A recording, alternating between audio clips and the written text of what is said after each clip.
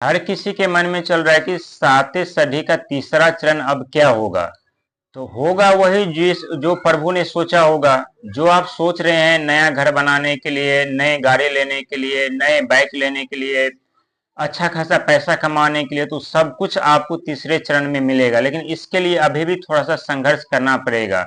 कहते हैं जब आप पहाड़ के ऊपर चढ़ते हैं तो जिस तरह से आपको तकलीफ कठिनाइयों का सामना करना पड़ता है, और जब उतरते भी हैं पहाड़ से तो उसी तरह से जो है आपको समस्या और समस्या का सामना करना पड़ता है। कहीं फिसल ना जाए, कहीं गिर ना जाए।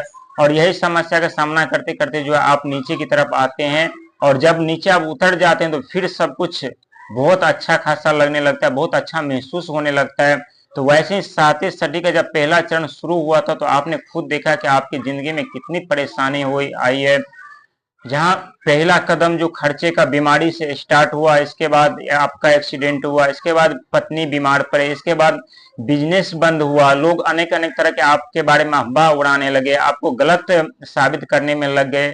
लेकिन आप अपनी जिंदगी में किस तरह से परेशान थे वो किसी को नहीं पता है। आपके कारोबार बंद हो गए, आपके जितने भी नेटवर्किंग का काम था वो भी ठप पड़ गया, आपके जो इलेक्ट्रॉनिक से रिलेटेड थे वो आपका ठप पड़ गया, कर्जे वाले आपको परेशान करने लगे, अपने जितनी सेविंग करके आपको नहीं रखा था वो सब आपके खर्च करना पड़ा। क्योंकि समस्या साथ सदी का पहला चरण था। दूसरा चरण में आपकी स्थिति धीरे धीरे कम होता हुआ नजर आया, और काफी हद तक कम हुआ, क्योंकि लोगों की परेशानी से लोग जो आपको दिन रात टॉर्चर करते थे वो कम हुआ।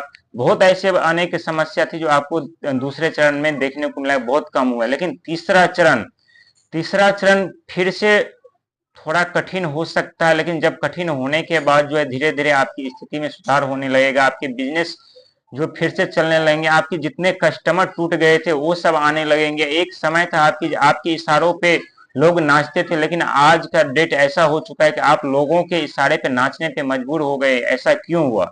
ये समय की चाल है, और साते सदी किसी को नहीं छोड़ता। ये जो है हर किसी को अपना कर्म का फल भुगतना पड़ता है। लेकिन मैं आपको एक बात बताना चाहता हूँ, आप बहुत भाग्यशाली हैं, व्यक्ति हैं जो अभी आपके जीवन में साथी साथी आकर के आपको बहुत आपकी जिंदगी को बचाया है, आपके गलत कामों से आपके बचाया है। आपने जो एक सपनों की दुनिया में जाना चाहते थे, जी रहे थे, उससे आपको बचाया है। आप पैसा को पैसा नहीं समझते थे, आप हर किसी के लिए हमेशा उपस्थित हो जाते थे, आप एक बात पे उनके साथ आप उनके साथ में चले जाते थे।